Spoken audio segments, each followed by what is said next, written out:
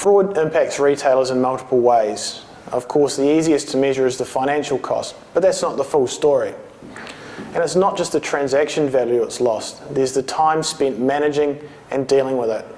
Studies have shown that for every dollar of online fraud incurred, it loses retailers approximately $3.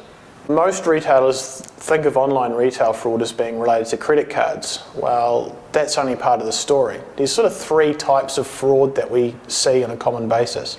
There's transactional fraud, which is fraud through transactions, stolen credit cards, misused credit cards, and of course chargebacks being the most common. But there's also delivery fraud, which is where we start talking about friendly fraud, and service fraud, which is another facet of it.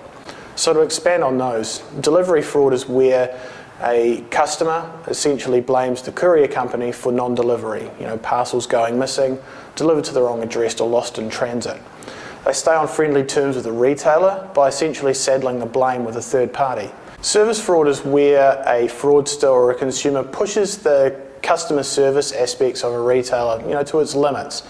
You're talking about, buy, use and return, where someone will buy something, use it and then return it. The retailer is often left with unsellable goods. They have the overhead of cost having to process the return, as well as not getting the margin on the sale they've made. Retailers should be thinking about the person they're dealing with. Can they trust them?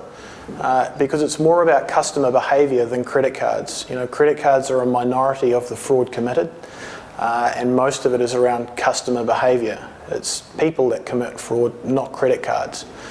And so looking beyond just black and white lists of email addresses and things like that, they need to be looking at their history of dealing with this customer.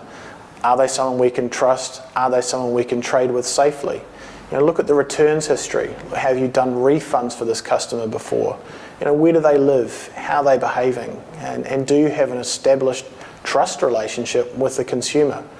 If retailers look at those things and the behavioural aspects of it, they'll be far more successful at defending against fraud than simple credit card lists alone.